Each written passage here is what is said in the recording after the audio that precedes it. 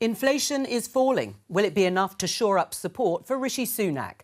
With the last Prime Minister's questions before Easter, this is Politics Live.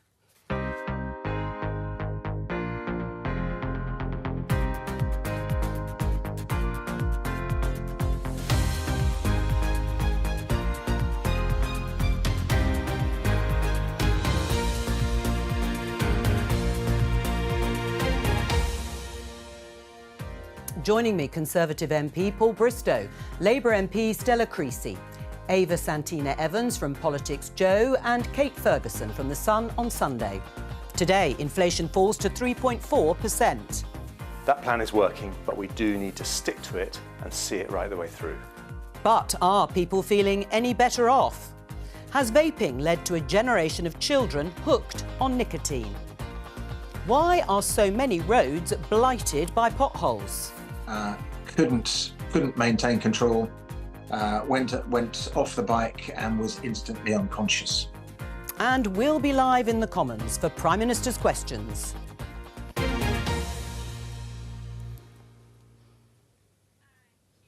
Let's start with the rate of inflation, show you the BBC News story. UK inflation falls to 3.4%, lowest level for almost 2.5 years.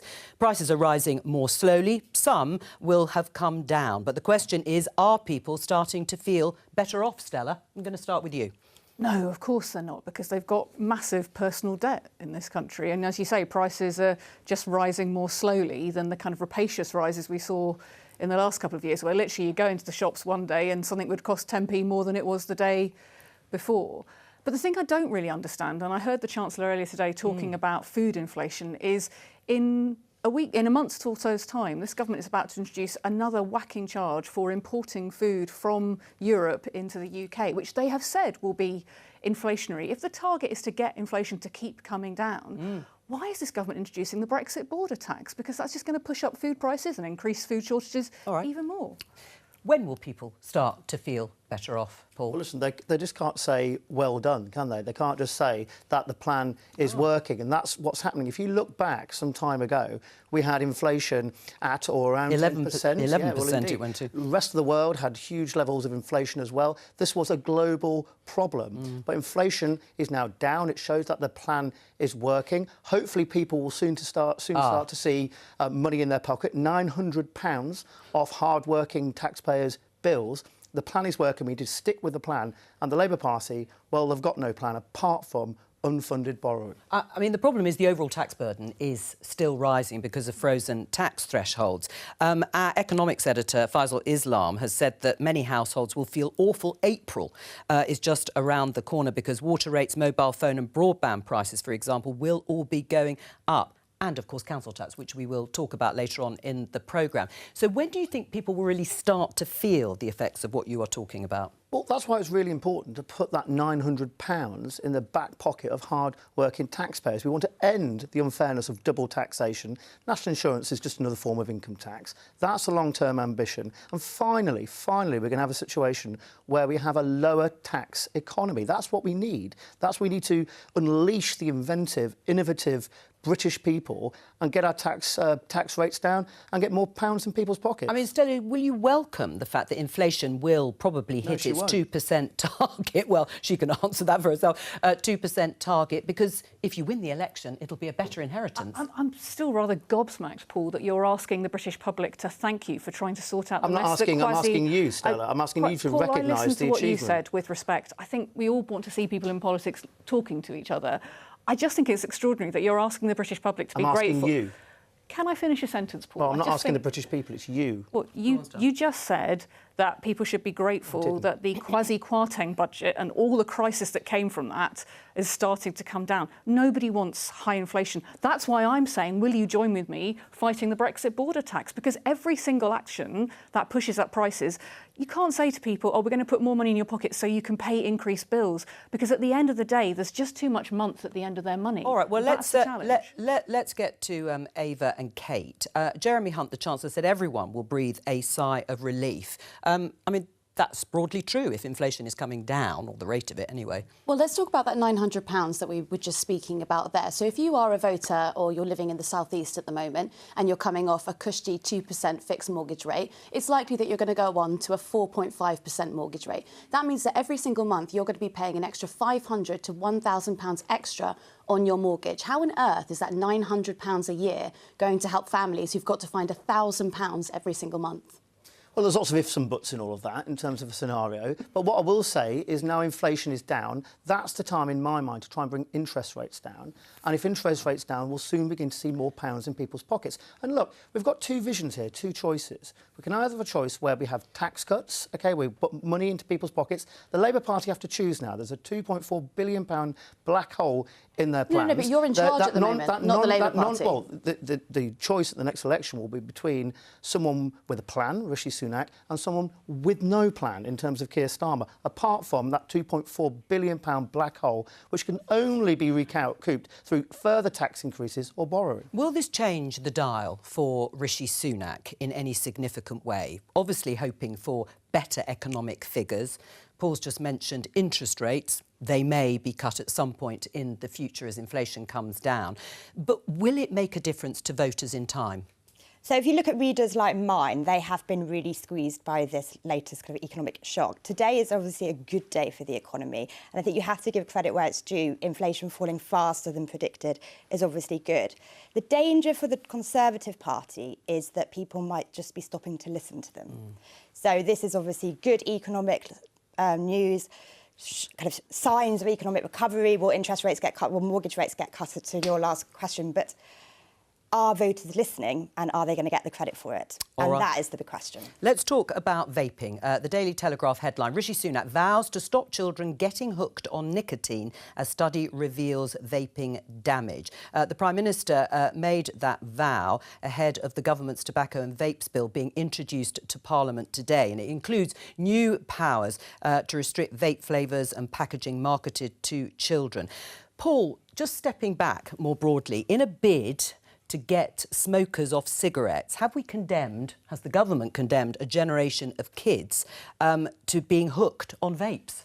Well, I just think technology in the market has changed. Clearly, somewhere like Peterborough, I'm seeing 10, 11-year-olds using disposable vapes. That needs to stop. We've seen all sorts of flavours like bubblegum flavour, cherry flavour, specifically designed, as far as I'm concerned, to children. I've got two girls, right? I've got an 8-year-old and a 4-year-old. I don't want them to grow up in a community where they're able to get hold of these disposable vapes. That's why I support this ban. Right, but has it been a case of maybe a good thing, getting, obviously, people off cigarettes and onto vapes, and there's certainly evidence to support that, but at the same time, the balance has meant vapes flooding the market, girls like yours perhaps being attracted to the idea of vaping later on? Well, that's precisely why we need to act. I mean, vaping, obviously, is a far better alternative for people than to smoke, and I think it's a way to get people off cigarettes, off tobacco, but clearly there's a problem, and that's why we need to act. Ava? Well, there's a UCL study that suggests that, lung cancer is just as likely if you are vaping as if you are smoking. But look, I think there's really big questions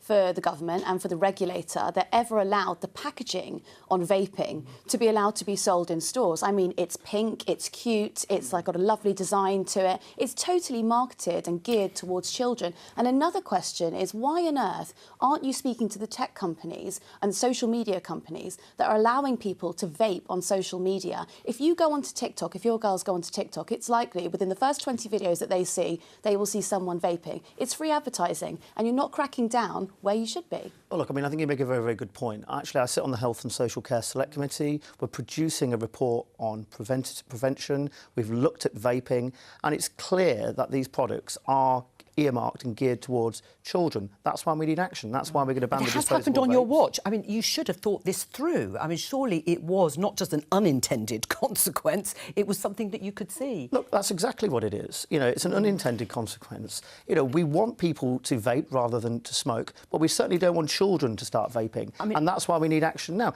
And it's easy to look back in hindsight and we said we shoulda, woulda, coulda. But the point is, we've seen there's a problem. We're now acting on it. Health and Social Care Select Committee, which is non-partisan, programme, which would do it properly. All parties agreed that we need action on this, and that's what's happening. Well, what conversations did you have with the regulator when you were sitting on that committee? Well, you know, they've been in stores now for years. What conversations have you been having with them about the packaging and how concerning it is? Well, the Health and Social Care Select Committee heard from all sorts of different people, put a lot of them through the grilling, asked those questions around bubblegum flavour, unicorn flavour. It's that sort of evidence, that sort of scrutiny we need to put these manufacturers under, and that's why we ended up with the legislation, hopefully, we're going to get later today. I mean, Labour's also pledged to ban vapes from being branded and advertised to children, but has the horse already bolted? Are you going to have to do more? Yeah, I mean, I think we are in a situation where we should make it that vapes are on prescription, frankly, because it should be about an anti-smoking measure and helping people ultimately give up smoking. Ava's right. It's not that it's a healthier alternative. I don't disagree with a word that Paul or Ava have said about the importance of this. I'm just a bit frustrated because actually we've been having this conversation about the dangers of vaping, about the fact that kids in schools are vaping, teachers are reporting kids vaping in the toilets. You know, it just feels like we've known about this for some time. There were big loopholes where companies were able to give out free disposable vapes to kids as a completely legal thing to do that got kids hooked on it. And some of us have been talking about this for a number of years. It's good that there's going to be legislation, but really this should have happened several years ago. And my worry is there are some people in Parliament who seem to think this is the freedom hill to die on, that, you know, children inhaling noxious substances. I'm not sure that's an example of freedom. True, Stella. I don't think I've heard a politician anywhere in the country say kids should vape. I sat on this. Oh, no. I sat on. No, that's not what I'm saying. I'm saying that we shouldn't legislate for this. And I sat on this very stage with, it was Ella Whelan, in fact, who was defending the importance of having bubblegum flavoured vapes. So I just say that there is a really important conversation here about when you're talking about liberties and freedoms, the consequences for our kids of a failure, the slow pace of change on this, and to see the danger that we all now see. It is a slow pace because the government's not banning disposable vapes until 2025. Why wait? Well, I think Kate's right. I think if you actually sat down and talked to even the most libertarian of Conservative colleagues of mine, I've not found one single person who will defend the use of vaping with children. So I don't think that is correct. But look, vaping is a good alternative to people smoking cigarettes. And if we crack down too much on it, if we make it too restrictive, you're going to see a situation where the smoking rates, the number of people we want to get off cigarettes, are not going to fall in the way that we want to. But it's absolutely clear that these products shouldn't be sold willy-nilly. They shouldn't be sold to children. They shouldn't be marketed in a difficult way, and that's why legislation's coming. Right. That's why Stella's right, because there were MPs who were talking about the increased tax that was going to be put on vapes, and they were rallying against that. And the argument of that was to get children off of vaping. But the argument, you know, people were arguing, MPs were arguing, you shouldn't tax them at all. Well, I'm a libertarian-type Tory, honestly. And I've never, ever heard anyone talk about, you know, defending the idea that these things are marketed to children and we shouldn't have any regulation. I've not heard a single colleague talk about it. Well, and this is all about legal vapes, yes, maybe being in the hands of children, underage children. But there is a huge burgeoning market of illegal vapes. It's something my colleague presenter Jordan North has been looking into for a new documentary. And he went out with Newcastle Trading Standards as they raided stores searching for illegal vapes. Let's take a look. Trading Standards, do you want to come from behind the counter, please? It's Trading Standards. You got any dodgy vapes in here? Yes? Yep, tons. Haven't you? They're illegal vapes, aren't they? Oh, wow. There is so many.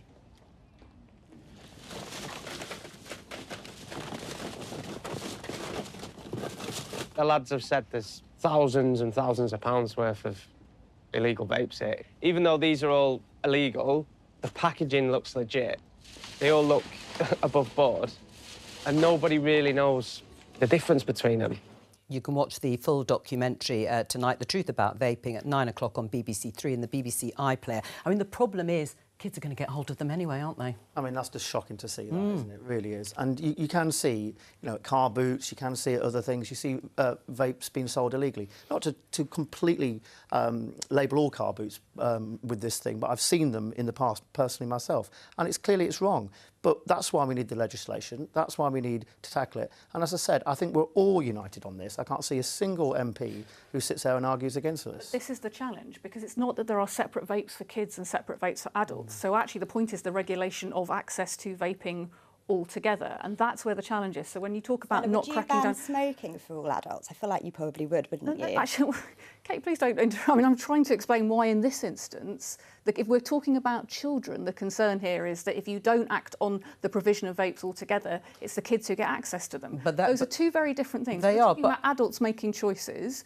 Yeah, I like to think I'm on the socially liberal end of the Labour movement as well, but we're not talking about that legislation. We're talking about legislation that has been opposed on the grounds that it would affect adults. Yeah. The consequences are it does affect our ability to stop children smoking. But the point... Yes, go on, Kate. I think if you asked everybody on this table, and probably everybody in Parliament, should you crack down and do everything you can to stop children vaping, they'll all stick their hand up. Strikes me that there's a bit of a false argument going on here. Well, you're probably actually on the same side. We shall see what happens. You probably will support this legislation. Actually, Kate, I just said I agreed with what Paul was saying. I mean, come on. But I'm trying to say whether our points... But should you go further? I mean, should a Labour government go further, though, Well, Stella? Because we've just seen here, it may be very, very difficult otherwise to crack down on it. Let's see what comes forward. My point I'm trying to make is the idea that we can separate out what we do for kids from what we do for adults in this instance, because vaping has become so widespread and so easy to get hold of and is marketed as that bubble gums and strawberry flavour and all this sort of thing. It's not that people are deliberately, explicitly saying this is a vape for kids. The point is the way in which this product has come forward means that if you want legislation to actually tackle access for kids, it probably is going to impact on adults' experience of it as well. Would you support vaping only on prescription if it didn't decrease the smoking rates as fast as if it was more widely available? There's two double negatives in that sentence. No. So if you said earlier that you think vaping should only be made on prescription, the problem with that is that that may not result in smoking levels decreasing in the way that it should. Well, surely we need to see the evidence, don't we?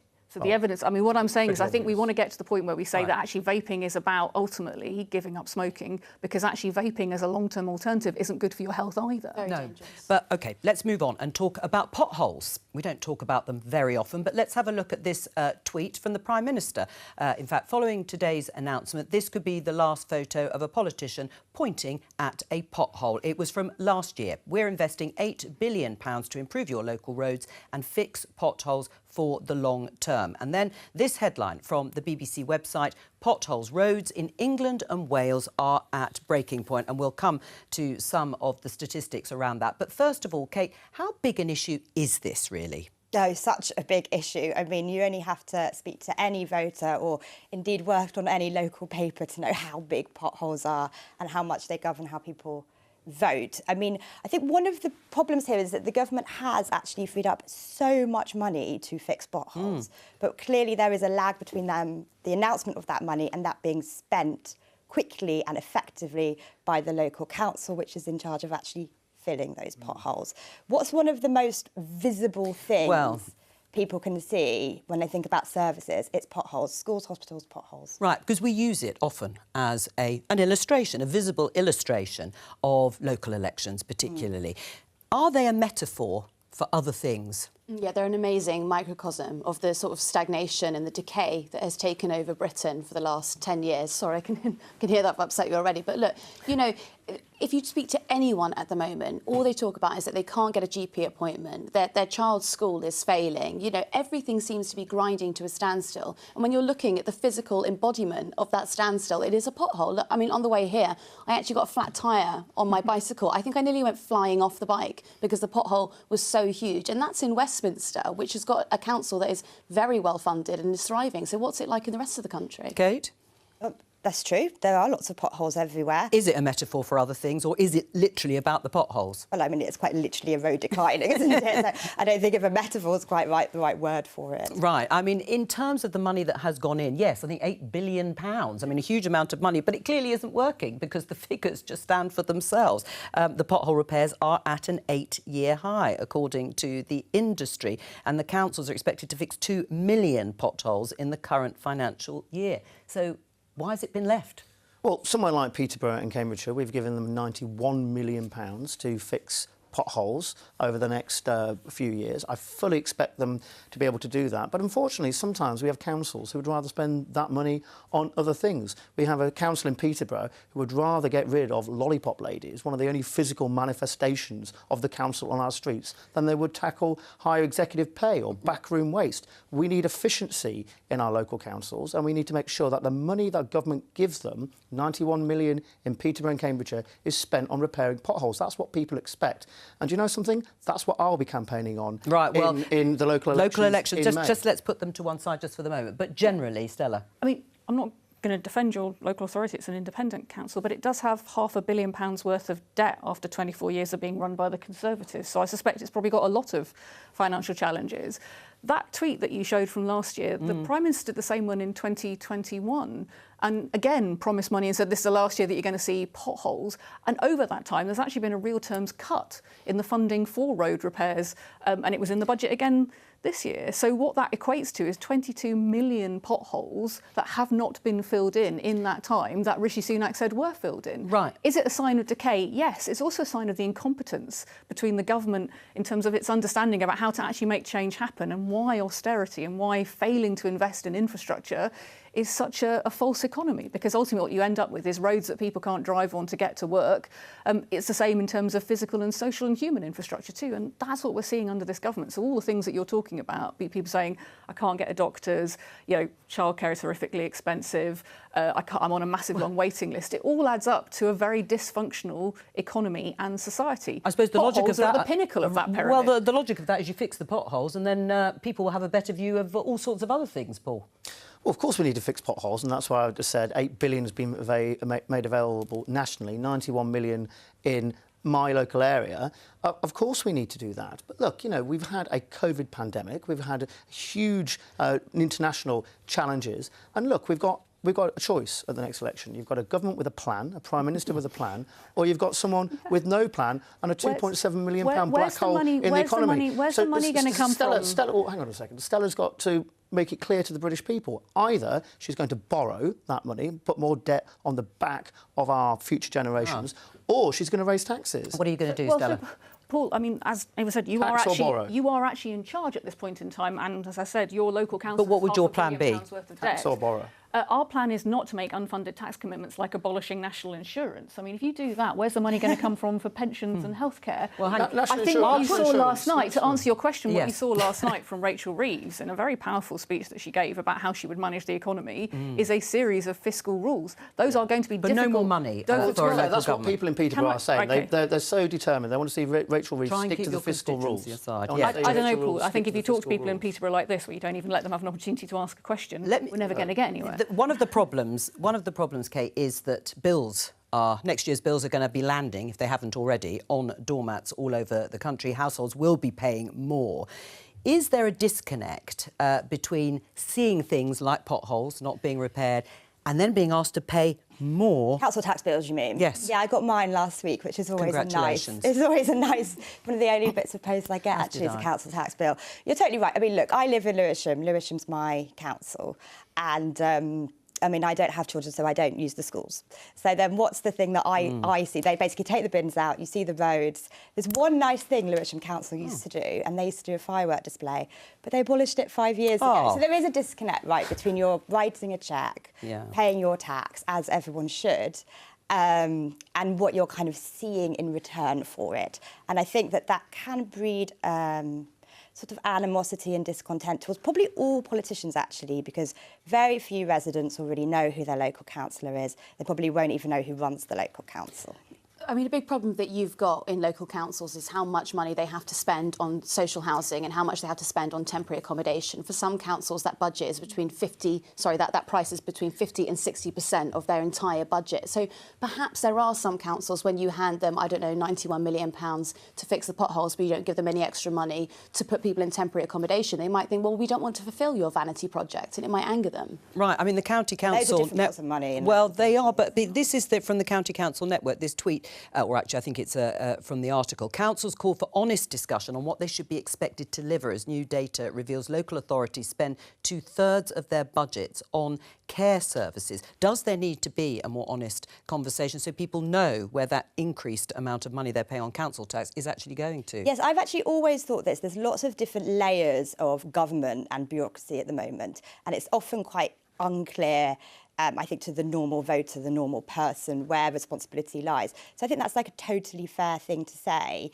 But I mean, the highways budget is different to your statutory care budget, right? Right, but you can't mix and match. You're allocating money from central government. And what I'm saying is the councils might go, why are you giving us money for this when you could be giving us money for other services that we need to provide? I mean, the bulk of the money, I mean, Ava is right in the sense that services, adult social care, homelessness and children's social care may be a smallish number of people, but a big cost in some councils, and that is where the majority of the money goes. Well, that's right. But as Kate said, a lot of these budgets are ring-fenced. You can't just rob Peter to pay Paul. You can't take money out of a pothole fund, if you like, and start putting it in social care. And so we do need to start being honest with people about once you give this money, it has to be effectively spent. And a lot of the times that's not happening. But then what's also confusing is your cut to national insurance. I mean, when the hike was first introduced a couple of years ago, the sell for that was that we're going to spend it on adult social care. You're now reducing national insurance. So, you know, there is a huge deficit already on adult social care. When you're reducing the national insurance budget, where's that money going? Well, I think very few people would argue that we don't need to cut tax. We do have a significant tax rate at the moment. We do need to cut it. £900 back in the pocket of hard-working people. But there's a fallacy here. It doesn't go into a pot that says Stella Creasy and then she keeps that money until she goes. It's general taxation. National insurance is just another form of the idea that tax. money's coming to me, Paul. No.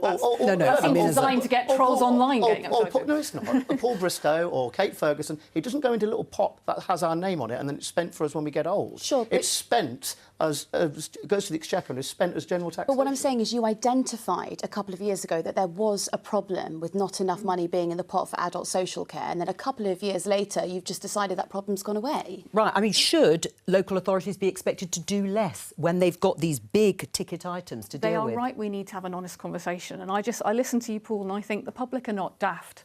They can see that if you're talking about putting £10 back in their pocket, that is not going to cover the cost of private healthcare or private homes for their elderly relatives and all the things that local authorities do deliver. And I'm sure, Kate, you're not somebody who'd want to be suggesting that you don't have a vested interest in having good social services protecting young people. No, I don't think I suggest that for a second. Well, then when you said, I don't use schools and all I care about is the fireworks display, the reality of what we ask local authorities to do... Fine. Well, I'm trying to respond to what you said, Kate. I mean... If you want to have an honest conversation, the interesting thing, I think, anybody who's read like one IFS report or whatever, is that there's a huge amount of taxation going. What is that going on nowadays? It's going on the NHS and it's going on defence. Those budgets are getting bigger and they are expensive budgets. And unprotected. So as somebody who's been a local councillor myself... Let Kate finish. I know a bit about this too. OK, so there is a question about what does the state do which isn't those core things? And should we probably have an honest conversation with it? Sure. Are we? I don't think so. Let's talk... Can I talk about... Because as a local councillor, one of the things that's really different about now to when I was a local councillor is we used to get 3-year settlements that meant that you could invest at the start looking to save money further on. Under this government, we've seen a 40% cut in the money going to local government. But will you reinstate it? Hang on, Stella. Yes, will you reinstate... 40%? No. Can I finish? Guys, can I finish a sentence? Well, you can. No, I did not say that. What I said was that we would reinstate the 3-year settlement so that actually local authorities can plan ahead. It made a massive difference. For example, what people will want to know is, will you reinstate any of the cuts that you say the governments under Conservatives have actually carried out? I think there is going to have to be a conversation about what services are existing, but I do also think from experience that being able to plan ahead meant that we could do preventative work. We could do preventative work on care, on housing issues that actually saved you money in the long run. If you're just getting bits of money here and there, you can't, even with the pothole budget, you know, actually you need to be able to plan ahead to road maintenance so you don't get to the level of having potholes in the first place. You can't do that if you're living hand to mouth, which is what this government has made local government do. The really interesting thing about Labour, Jo, just really quickly, is that obviously it looks like, if the polls are right, you guys will be in power later this year and that Rachel Reeves will be your Chancellor. And the really interesting thing about Labour is, what do they prioritise when they're in power? Will they will they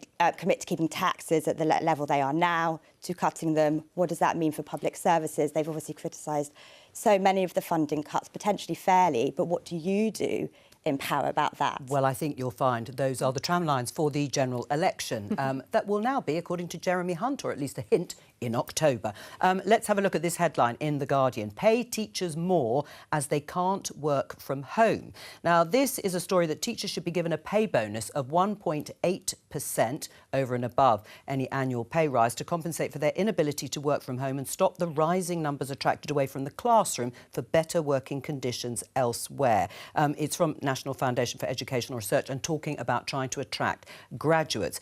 Is that the answer, do you think? I mean, it's one of the components of the answer. I think I've got teachers in my family. A lot of my friends are teachers as well. And yeah, it's a real source of frustration that for 4 days of the week, compared to their peers, they have to pay for the petrol to drive into work and they have to pay for lunch. And I mean, it might sound trivial, but it's important. But, you know, one of the big problems that teachers are facing at the moment is chronic underfunding. So even the pay award that was given to them last year, 3.5% of that had to be paid for by the schools themselves. And while that was part of new money that was allocated by the government, inflation effectively swallowed that up. So teachers are going into the classroom at the moment. They don't have a teaching assistant. A lot of the time they're having to buy pens and paper for the students, and they're also having to work as social workers for a lot of the people in the class. It's a really hard job. Right, and that's why we can't get any teachers, it seems, recruiting them into maths and sciences, for example. So would this help? Would this help? Is Ava right, actually having a little bit more money to sort of cater off the fact that they can't work from home? Well, I don't know about the work from home thing, but I think probably them wanting a bit more money would be kind of natural. So the interesting thing about teachers is that you have had some projects that have been successful. So I went to a London comp. London comps have been totally transformed in the past 20 years, partly because of this thing called Teach First, which is about effectively getting more people in to teach and changing the kind of status of that role. And that helps you a bit with the recruitment crisis, but doesn't really solve the retention crisis, because often these people are recruited. Yeah, they do it for a few years and then they move on. You might go into city, you might go into law. So there's a thing about there. There's also a thing about retaining teachers in the right parts of the country. So, you know, actually quite a lot of people do become teachers in London now, but are they teaching in the northeast, the northwest? Those have more chronic shortages. And then you point out the subjects as well. I mean, there's probably lots of... To be honest, if I was trying to come up with a policy plan for this, I would probably throw quite a lot at the wall, because I think there's probably quite a lot of issues at play here. But yes, should you incentivise teachers maybe in the right areas, maybe in the right subjects? I think every government pretty much announces that. I think it's been announced at your conference the last 3 years in a row. So yes, I'm sure all governments would do this. What do you make, though, by the report that says hybrid working is what graduates value and therefore teaching is partly not attractive for them? I think it's a reflection of the working world we're in now, and actually it's something we need to look at. At the end of the day, flexible working is what helps people balance family and working commitments. Why do we think teachers are any different to people working in the public or the private sector? There's a massive challenge in this country where we're not tapping into people who are talented, good people who could be teachers, who could work in the NHS, who could work in the private sector or even in politics, because we can't think outside the box about how you do the job. I think there is a case for the funding. You look at the teacher TAP surveys about what is putting people off staying and teaching. Absolutely, the cost of staying and teaching compared to something else is one of them. But flexible working is also one of the things that comes up time and time again. And actually, we need to give schools the ability to do that, because otherwise we're going to miss out on people. We also just need more teachers. I mean, that's why we need to put more money in at the end of the day to get more teachers, because when you have shortages in particular subjects, and we're seeing it particularly at secondary school level, of course it's going to affect teaching quality, and that affects all of us in terms of the outcomes the school's going to achieve. Paul? Well, another commitment, more money from the Labour Party. But look, like yes, Ava, by I've abolishing got... VAT on school fees. Right, well, that's going to have a huge impact on schools, and you know that is. But like Ava, I've got a number of my family are teachers, and a close family member in particular. And the teachers that I speak to, not a single one of them expects or would want to work from home. They want to go into a classroom and teach children. I don't think that's the argument here. They don't want to work from home. They want to be compensated. They want to teach children. I think one of the biggest problems, they tell me, is not so much the stress of the job, or it's not so much pay, although I do think we've put 600 million into teacher pay, into recruitment. We've got more teachers than ever before. But one of the aspects is what we expect teachers to do. We're expecting teachers to do more, and that's the point you made earlier about being a social worker and everything else. We're asking teachers to do a lot more than just teach. And we're getting to the point where we're now going to start asking teachers to brush our children's teeth. Right. Supervised teeth brushing is not what teachers signed up for. Right, but how are you going to recruit them? How are you going to recruit them? Well, there are massive shortages, particularly, as I say, in maths, and that was a focus for Rishi Sunak he did propose the idea of everyone taking maths to 18. Well, there are barely enough maths teachers to get you to 60. Well, I think there are some golden hellos and some agreements around recruiting teachers into STEM subjects. But Kate is absolutely right. Where's we need the to money think gonna about. come from for that, then? We need to focus on what it's already budgeted for. We need to focus So why on isn't it working? We need to focus on STEM subjects and get teachers to where they need to be. There are black holes across the country where there is a challenge to recruit talented, hard-working teachers, and we need a relentless focus to ensure that those teachers are in the right places, teaching the right children. I mean, Labour, you're right. The last thing we need to do is to put more on their backs and ask them to brush our children's teeth. Right, well, of course, that was a proposal, I think, by the Labour Party. But Labour has a plan to recruit 6,500 more teachers, you're right, paid for by ending tax breaks for private schools. But you're not promising to increase teachers' pay. Well, there's a negotiation going on right now, and it would be a good idea for the government to work with trade unions about what teachers' recruitment pay should look like. I also think we need to look at this issue of flexible working, and we need to look at what the experience of being a teacher is. But fundamentally, teachers working in schools where there aren't enough teachers to cover subjects are also under severe pressure. So teachers themselves know that recruiting more teachers, because it is right that we do this, and it is right that we use the money from the VAT that we are currently not charging on private schools to make sure that every school can have the teachers they need to teach. That is a political choice to make, and I'm very happy to defend it, because I think the consequences of not doing that are going to be worse, that you're actually going to see more teachers leaving the profession, more of them feeling that they cannot manage what they're being asked to do, and less talk about how we can actually make it work for people. I was going to ask how you kind of, what you mean when you talk about flexible working for teachers, because most, I think, normal people would think teachers should be physically in school. Do you mean more part-time working? Yeah, I think what we've seen is that we've not... It's the same in the NHS, actually, where the biggest group of doctors leaving the NHS are women in their 30s and 40s. It doesn't take a rocket scientist to work out that what we ask of general practice means that we're not tapping into women who might be able to stay in the workforce and might be able to do different hours if we were more creative about it. But if you're looking for full-time jobs as a graduate, I think most people do imagine teachers to be in the classroom physically. That doesn't mean they wouldn't be in the teachers. I mean, sorry, this is one of the problems here. What do you mean? That's what we're asking. Yeah, I'm saying flexible working means actually having. It wouldn't mean that teachers wouldn't be with students, but it would mean that it wouldn't be doing a full-time role. That you would have more flexibility, for example, to be with their families at different points in the day. You mean part-time working, effectively? I think that's what. So, because we were wondering if you meant hybrid working. Yes. Obviously, means something totally different. I understand that. Right. But hybrid working is a mix. I mean, that's it's the working point. from home as well. Right, but it's also a mix of different teaching environments that we ask schools to undertake.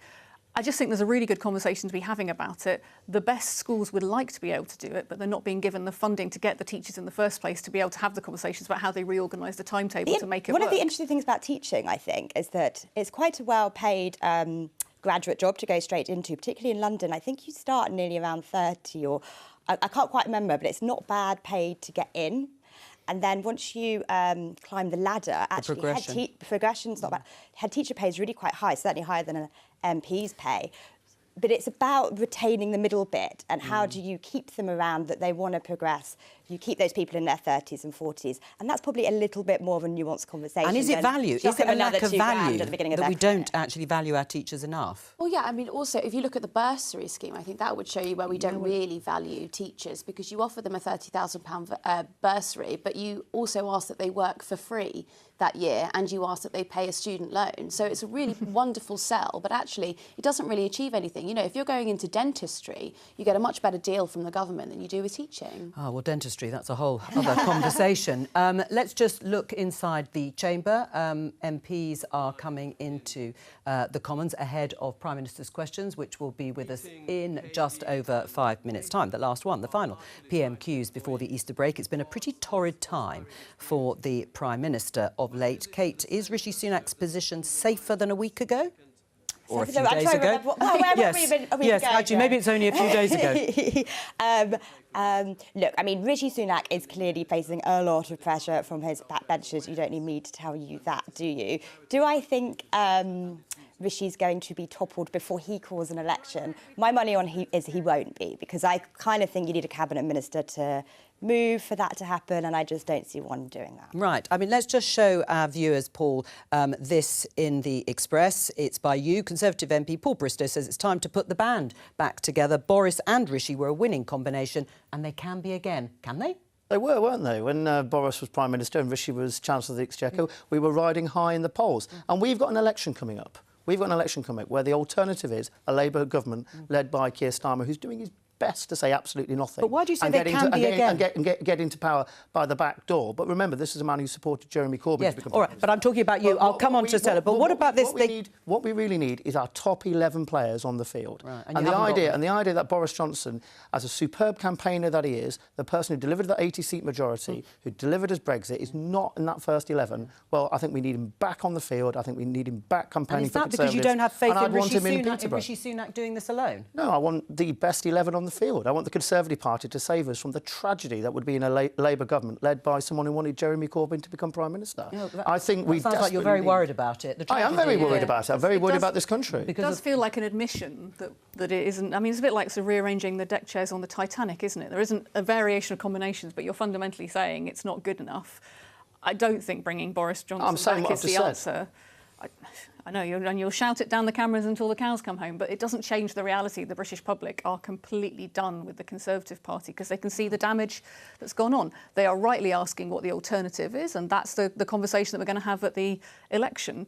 And at the moment, the idea that you bring back Boris... I mean, it's laughable. It would be funny if it wasn't people's lives and people having to pay the price of it. That's the challenge with all this piece is about bringing Boris back to campaign. Yeah. Yes. Just not about it's not about him. Not about Boris as Prime Minister or Rishi Sunak as But just to go back, it doesn't matter to me whether you bring him into you're still bringing back somebody who the British public were rightly furious with because of what happened during the pandemic. We're rightly furious with about Partygate, and I still don't think there's been an accommodation and a recognition of how insulting that is to people to pretend that somehow that didn't happen. Paul, the idea of many of your colleagues, not a majority, but many of your colleagues, that perhaps there should be a change of leader before the general election, what message would you send to them? Well, I think they probably spend far too much time talking to journalists, and as much as it's wonderful talking to you, talking to journalists, and they should spend more time talking to their constituents, because as far as I'm concerned, we've got these two choices. We've got Rishi Sunak as Prime Minister with a plan, the economy's turning round, or we've got the Labour Party led by Keir Starmer, someone who wanted Jeremy Corbyn to be Prime Minister with no public plan, are being quite clear, aren't they, Paul? The public are quite clear that there will be at the next done... general election, yes, they will, and they'll make a choice, and that's the choice that I want to see happen. And we need more people introduced to Keir Starmer to find out what sort of person he is. We need those Rishi Sunak's popularity ratings are horrifically low, aren't they? Well, let's see what happens in the next general election. It's just interesting to me that we've been sitting here talking about the decay and stagnation that has been, going on for the last 14 years, and your answer to that is to bring back one of the campaigner, architects. the architect, the Prime Minister, who oversaw a vast portion of that. We're also asking to bring back a campaigner who won us an 80-seat majority, a Prime Minister, by the way, and we can go back through revisionist history if we want to,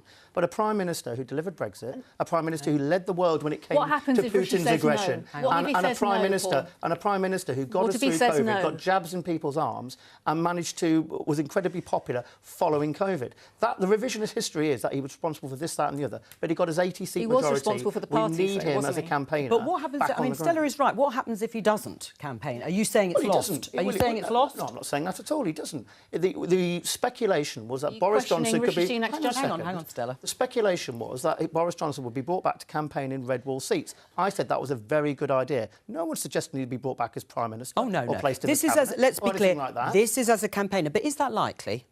Well, interestingly enough, Camp Boris were quite pro this idea when we were on the phone to them last week. Certainly there's huge demand for it among Tory MPs, certainly across the red wall. I spoke to easily a dozen last week who were chomping at the bit, lots of whom some of whom actually were never particularly Boris fans, but they think he is gold dust as a campaigner. We know that lots of voters, certainly lots of my readers, still have a lot of love and affection for Boris. I'm afraid that just is a fact, Stella. And so we'll have to just see if he decides to... Well, and if he did if he does decide to campaign... He'd be a very handy instrument for the Conservatives, because he would be able to pull the narrative to the right a little bit, which I think that you're sort of hankering after. But you will be in a tricky position, because just in terms of comms, the same people who voted for Boris Johnson because they loved his Brexit pledges are now furious with Boris Johnson for the extended lockdown. So they've actually changed their opinion on Johnson. I don't think you're going to see the same... I think Boris was one of the most left-wing Tory leaders ever. That's true. A lot of the polling would indicate that. After the Brexit just after the lockdown, we had the Hartlepool by-election, where Boris went and won that by-election, and Keir Starmer was thinking about resigning. No one is suggesting that Boris Johnson should be brought back for any official position. We just want him back on the field, campaigning for a Conservative majority. You just want his picture on your leaflets. You don't actually want to put him in charge of anything. That's because not a great an indictment of his ability. He's not an MP Stella. Well, what is it? He's not an MP Stella. Hang on. Don't all talk over each other. We want him to support the Conservatives. Get out there and campaign, and that's what Conservatives do. Have you got anything to be scared of? I mean, as you say, but well then... No, because it's about being scared of anything. There's a case and an argument to be made about the future of this country, and that's the argument we all want to have. And to be fair to Paul, he is trying with his scripted lines to go and have that conversation. Lines. And he's getting distracted by Boris, and maybe that's a lesson for them all. It would be a Pyrrhic victory, even if you can tempt him out of retirement. Right. I mean, the likelihood of it happening or not, you'd like him campaigning with you, would you? Of course I would. I want the best 11 on the field. I want the Prime Minister, I want Boris Johnson, I want the Foreign Secretary. I want them all out campaigning for a Conservative majority at the next election to save us from the tragedy of a Labour government. And is that because you think you're going to lose? I think I'm going to win. That you're going to win, and the Conservatives overall? Well, I've got a majority of 2,580, so if I win, the Conservative Party will win. Right. I mean, is it going to be about the economy when it comes in October, to go back to the beginning of the programme, if it comes back to rate of inflation, interest rates, how people feel, what will that do to the campaign? Well, I think it would be very disappointing for the Conservative campaign, because it would have been a lot easier if they could have fought it just on pure culture war. Like if they could have gone out and shouted about Rwanda, but actually they're going to have to talk about the money that are, that's in people's back pockets, and there's not a lot of it. How important is that Rwanda bill going to be if it gets passed, which most people assume it will because of the numbers and the fact that it's been passed by the Commons?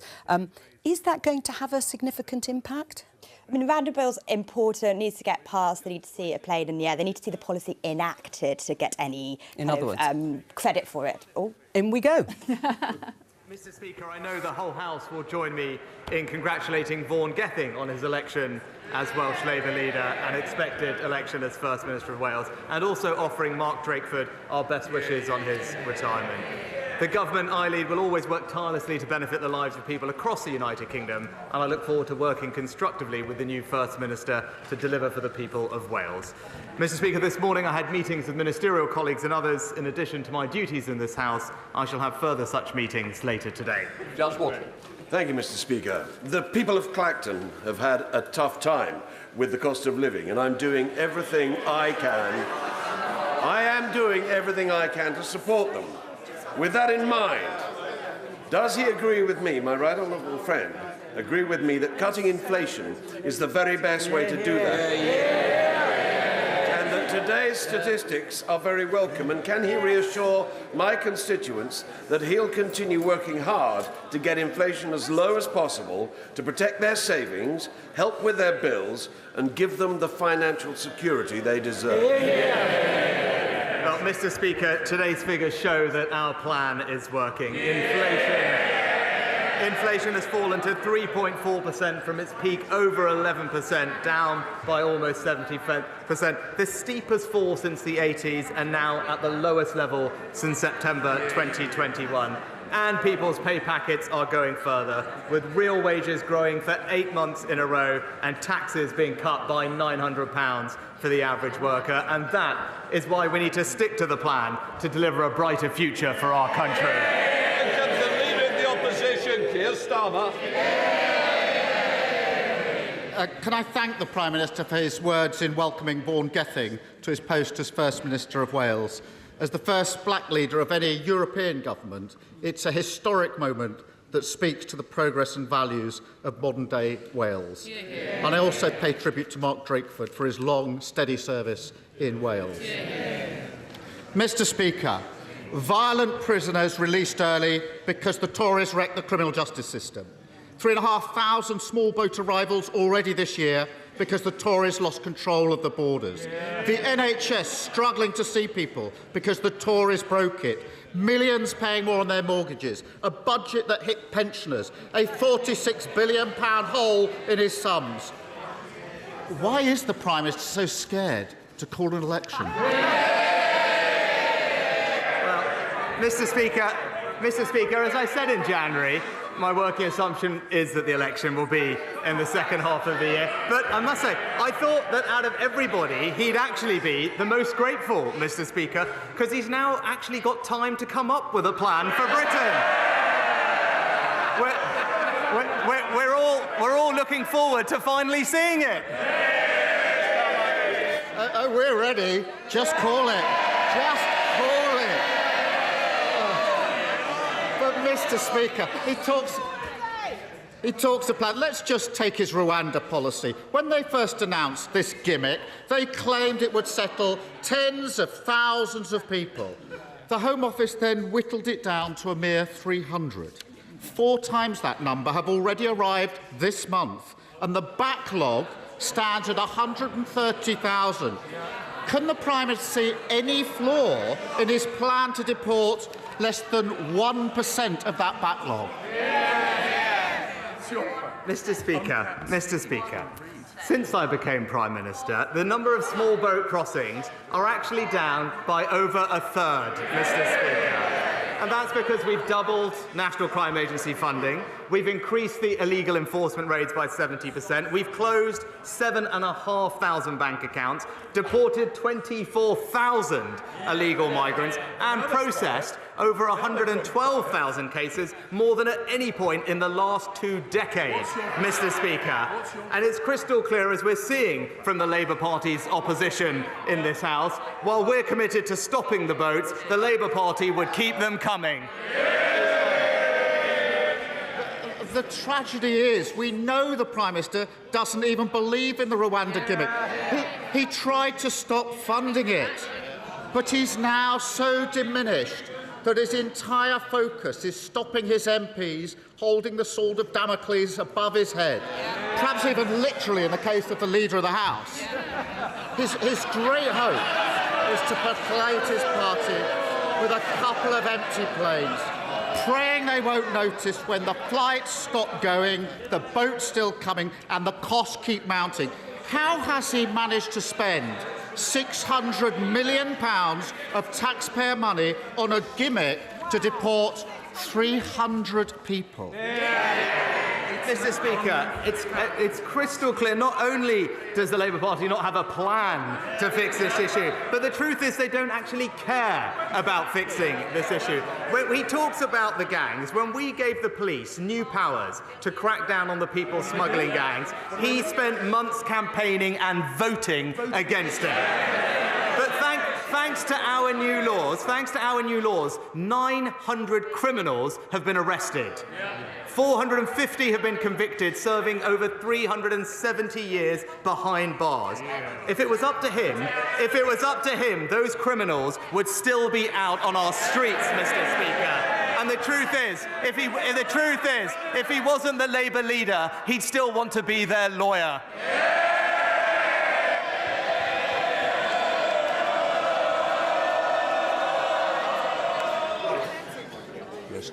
Speaker, I've prosecuted more people smugglers than he's had helicopter rides, and that's a lot. On this, I've done it.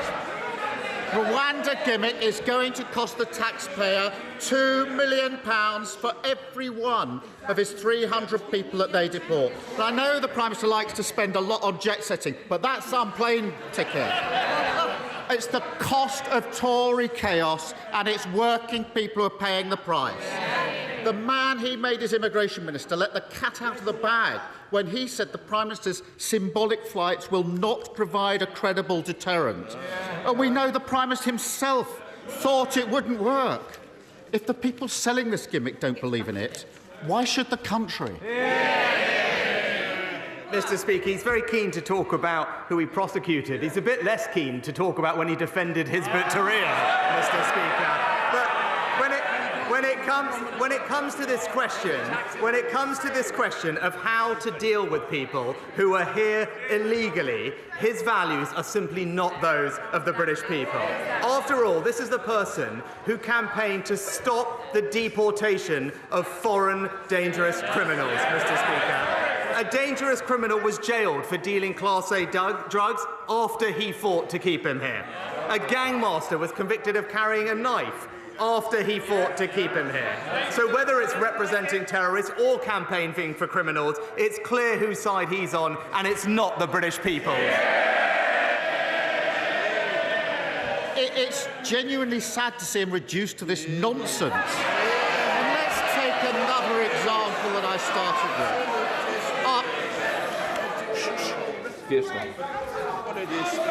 After 14 years of Tory chaos in the prison system, the Justice Secretary is reduced to begging the Prime Minister either to send fewer offenders to prison or to release them even earlier. I must have got sympathy for anyone trying to get an answer out of the Prime Minister. So what's it going to be? Fewer criminals behind bars in the first place, or more released early onto our streets? Which is it? Mr. Speaker, thanks to our record and plan, violent crime has fallen by 50%, Mr. Speaker. We've recruited more police officers, given them more powers, and kept serious offenders in prison for longer. What's his record? He voted against greater protection for our emergency workers, opposed tougher sentences for violent criminals, and failed to give police the powers they need. It would be back to square one with Labour, soft on crime and soft on criminals. You can see why he doesn't want an election, why his party have lost faith in him, why half his cabinet are lining up to replace him. No answers, no plan, no clue. And the Prime Minister has never had the courage to stand up to his party. So let me help him out and say to them what he wishes he could. The mortgage mayhem, the waiting list, the criminals walking free, they are the costs of Tory chaos. And if they can't bring themselves to stop the endless games and gimmicks, stop putting themselves before country, they should pack up, go home, and waste somebody else's time. It wasn't that difficult, was it, Prime Minister? Mr. Speaker, he talks... Prime Minister. Mr. Speaker, he talks about his ideas, but we're 2 weeks on from the budget. The Shadow Chancellor found time to make a one-hour speech last night, and we still don't know how they're going to pay for their £28 billion black hole. But while he tries to talk down Britain and the progress that we are making, today's news shows that the plan is working. Inflation down, Mr. Speaker. Energy bills down. Wages up, pensions up, and taxes cut by £900. And that is the choice. Higher taxes and back to square one with Labour, or tax cuts and real change with the Conservatives.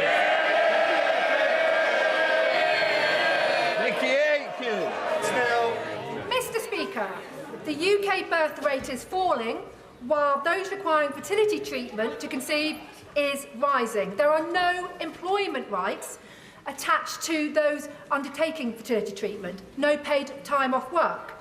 Would the Prime Minister join me in encouraging employers, large and small, across the United Kingdom to sign up to the Fertility Workplace Pledge, which I have launched with Fertility Matters at Work, LGBT Mummies, Fertility Network UK and many others to support those undertaking fertility when they're in work? Well, can I start by thanking my honourable friend for her excellent work campaigning on this issue. And she is right, employers should offer their staff understanding, support and flexibility whilst they're undergoing fertility treatment. And the best way to improve the experience of those undergoing treatment, both women and their partners, is through voluntary approaches. And that's why I would join her encouraging all companies to sign up to the Fertility Workplace Pledge. SNP Leader Stephen Flynn. Mr. Speaker, with his backbenchers looking for a unity candidate to replace him, which of the now numerous born-again Thatcherites on the Labour front bench does he believe best fits the bill? Well, Mr. Speaker, it was surprising to hear all this talk about the 1970s from the Shadow Chancellor in particular. But then if you see what's happening in places like Birmingham, where taxes are going up by 21%, Mr. Speaker, services are being cut, whether it's social care, children's services, or indeed in some streets, literally the lights are being turned off. It was unsurprising why they're talking about the 70s, and I can just say what they've done to Birmingham, the Conservatives will never let them do to Britain. Of course, Mr. Speaker, there's a serious point to be made here, because the IFS have warned of the conspiracy of silence which exists between the Labour Party and the Conservative Party when it comes to £18 billion of looming public sector cuts. Indeed, just last night, they actually outlined that the fiscal rules of the Labour Party and the Conservative Party are, in effect, identical. So with such continuity on offer, Mr. Speaker, the public are right to be anti-Westminster, aren't they? Well, Mr. Speaker, I'm surprised to hear him quoting the IFS, because the IFS also described the recent SNP budget as, in their words, misleading, and said in their words that pain is almost certainly coming. It is a savage tax and acts budget, Mr. Speaker, a savage tax and acts budget. Because here's the reality of it. Whilst NHS spending in England is going up in real terms, in Scotland it is going down, Mr. Speaker. And while taxes are being cut by the UK government, it is the SNP government that is putting them up. And that is the contrast. Where the SNP, or indeed Labour, are in charge, it's working people that pay the price. Thank you, Mr. Speaker. The Prime Minister quite rightly often criticises the Scottish Government for the extra tax they put on residents. Well, in my part of Cornwall, we have an extra tax called the Tamar Toll. I've been working on a petition with my neighbour, the MP for Plymouth Moorview. Would the Prime Minister make our part of Cornwall, of our country, more competitive by losing this extra tax and help our country level out, our community level out? Well, I thank my honourable friend for raising this important local issue. Any application for a toll revision will be considered by the Transport Secretary at the right opportunity when it's been received. But I am told there are also plans in place to create a new locally led focal group of key stakeholders to ensure that there is a real opportunity to make their views heard about crossings in the future. And I know that my honourable friend will play an active role in that group. Sir Geoffrey Donalds. Thank you, Mr. Speaker. Yesterday saw the Northern Ireland Assembly, for the first time in its history, exercise its new veto powers to prevent the application of new EU law that would harm our ability to trade with the rest of the United Kingdom. This is something which the DUP campaigned to achieve when others were calling for rigorous implementation of the protocol. And to his credit, the Prime Minister was able to work with us to deliver the real changes to the protocol that will help restore Northern Ireland's place within the United Kingdom and its internal market. Will the Prime Minister now assure me that the Government will continue to faithfully implement the measures outlined in the command paper safeguarding the Union, including fully restoring our place within the United Kingdom and its internal market and ending the unnecessary checks on goods moving from Great Britain to Northern Ireland? Well, I want to congratulate my honourable friend again on his leadership of unionism. And I agree, it's been a very encouraging few weeks. And I salute the work of both the First Minister and Deputy First Minister in representing the future of Northern Ireland. And I can assure him that we will implement our commitments at pace, including further regulations to be laid before this House in coming days to take power to deliver those commitments on UK internal trade, also hosting the first meeting of the UK East-West Council and the establishment of Intertrade UK. But it comes down to this fundamental point, and I know that he will agree. Northern Ireland's place is stronger in the Union, with locally elected politicians in place, representing the needs of all parts of the community. Noting the NAO report today on the spiralling costs of using ex-military bases for migrants, and noting that the Home Office has announced this week that they are to reduce the projected numbers at RAF Scampton down to 800. Will the Prime Minister ensure that his Minister for Immigration meets West Lindsey District Council and myself urgently so that we can release most of the base for regeneration of this iconic RAF base, the home of the Red Arrows and the Dam Busters? Well, can I pay tribute to the way that my right honourable friend has engaged with the government on this important issue for his local community. As acknowledged, our plan is working to cut the use of asylum hotels, and we will have closed 100 hotels next week, on top of cutting small boat arrivals. But I know he's talking to the Minister for Legal Migration about how best to accommodate a smaller number of asylum seekers safely at RAF Scampton, whilst recognising the Council's ambitious plans for regeneration. And let me tell him, I fully support those discussions, and the government is committed to the site being used for accommodation for the shortest possible time and then released to the benefit of the local community. Mr. Speaker, our NHS is at breaking point. My constituent was told he needed a gallbladder operation after a visit to A&E. He waited in hospital, nil by mouth, all day, no operation. He's then told to stay overnight or risk his place on the list. So he sits in a hot, smelly, windowless waiting room for 8 hours on a plastic chair. Then a gurney comes with no pillow, and that's where he sleeps. And the next day, the nurses say, no operation, there just aren't any beds. His wife told me the Conservatives are running the NHS into the ground. Given his experience, given so many others across the country sharing that experience, how can he say otherwise?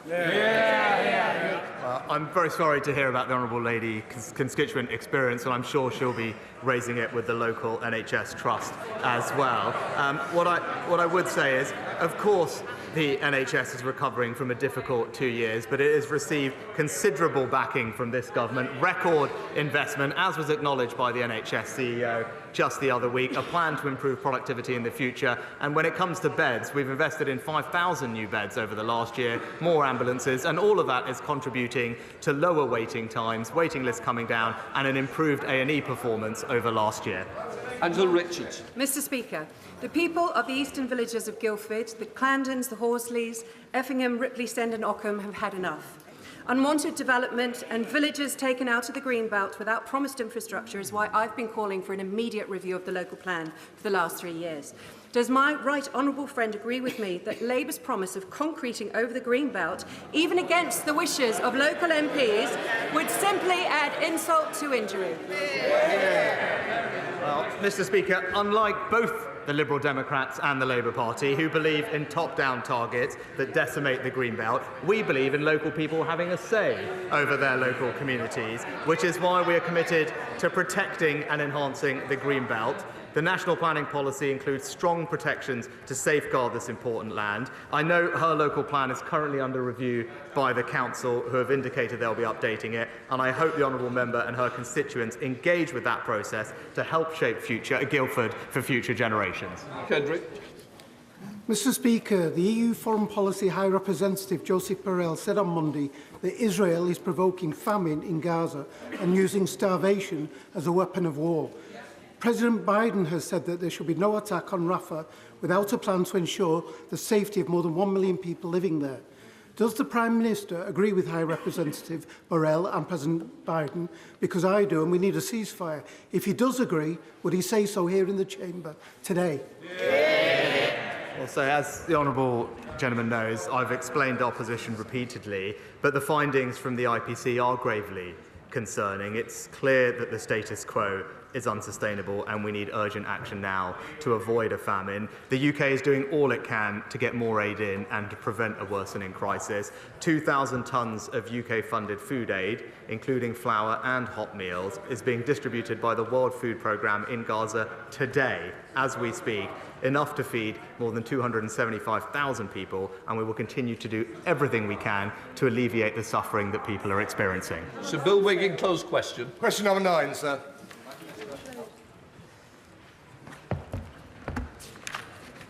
Mr. Speaker, the Department for Education is mounting a significant intervention in Herefordshire's children's services. That includes expert improvement advice, a commissioner with statutory powers to direct the council, and a 2-year improvement partnership with Leeds. And I can assure my honourable friend that the department is closely monitoring the council's progress. Sir Bill Wiggin. I thank my right honourable friend for taking this situation, this terrible situation, so seriously. The Permanent Secretary from the Department of Education visited Hereford recently, and so he will know that the new Conservative Council are trying to mend the damage done by the previous Green and Independent authority to far too many young people and their families. As a father, does he agree with me that progress is still far too slow? And so will he meet me and discuss what more we can do?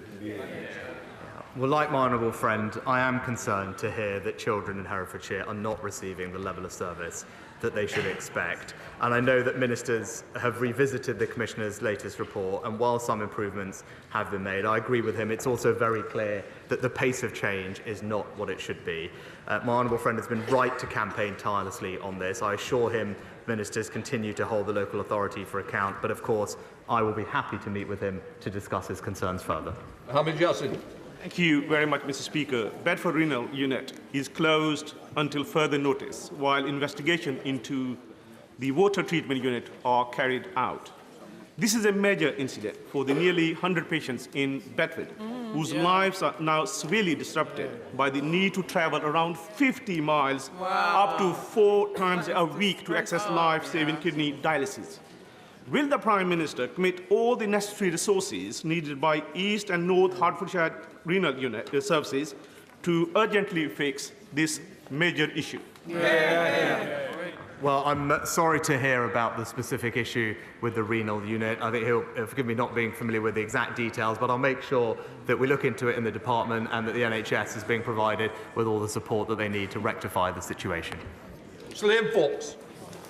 Thank you, Mr. Speaker. Tomorrow is World Down Syndrome Day. We have made huge innovative strides in this country with the unanimous passing of the Down Syndrome Act in this House and initiatives such as yours, Mr. Speaker, to provide work placements here in the Palace of Westminster for people with Down syndrome. There is an outstanding issue we have to deal with, however. While the time limit on abortion in the UK is 24 weeks gestation, for Down syndrome, due to an anomaly in the law, it is 40 weeks up to full term, something that many members may not understand. With cross-party support, I will be tabling an amendment to the Criminal Justice Bill to equalise the time limit in line with our disability and equality legislation. Surely we cannot accept in the 21st century that people with Down syndrome are second-class citizens in our country. Will the Prime Minister support the change? Well, I'm grateful to my right honourable friend for his dedicated work in passing the Down Syndrome Act into law. And can I thank him also for highlighting World Down Syndrome Day, where we'll be hosting a reception in number 10 to mark the occasion. As he knows, when the grounds for abortion were amended, Parliament agreed that doctors were best placed to make those difficult decisions with women and their families. And also, as he knows, it's been a long-standing convention that it would be for Parliament to decide whether to make any changes to the law on abortion, and that these issues have always been treated as an individual matter of conscience. Anna Bardell. Thank you very much, Mr. Speaker. Some of my Livingston constituents in Broxburn and Craigshill have the misfortune of living in houses built with rack concrete. Many of them can't get insurance, can't get mortgages, and one constituent told me very emotionally he cannot even afford a survey. So will the Prime Minister arrange for his ministers to meet with me to discuss how his government can fund local authority and devolved governments that didn't even exist when these houses were built, and give the support that was promised? We need action now. Well, Mr. Speaker, I'd happily look into the issue that the honourable lady raises, but in the first instance, I'm sure it would be a question for the SNP government in Scotland to answer, to make sure that they're providing for their constituents. And we have a strong track record of investing in local communities right across Scotland with our Levelling Up funding and investment partnerships. But when it comes to housing, obviously she'll know that that's a devolved area, but I'll happily look into the issue that she raises. Andrew Rosendale. Mr. Speaker, sir, the Prime Minister should be aware that the people of Romford are appalled by the catastrophic reign of the current Mayor of London. So, does he agree that traditional boroughs like Havering should have more independence from City Hall, but in the meantime, to save London, shouldn't we sack Sadiq and elect Susan Hall as the next Mayor of our capital? Well, can I pay tribute to the honourable member for Romford's championing of his area and his passion to preserve its character. Now, as he says, whilst there aren't current plans to redraw the boundaries, I can understand his desire, especially with London being run by the Labour mayor, with nightlife being decimated, crime increasing, and the mayor raising taxes on hard-working people by over 8%. London can certainly, Mr. Speaker, do better, and the only way for pride to be restored in London is with Susan Hall as its new London mayor.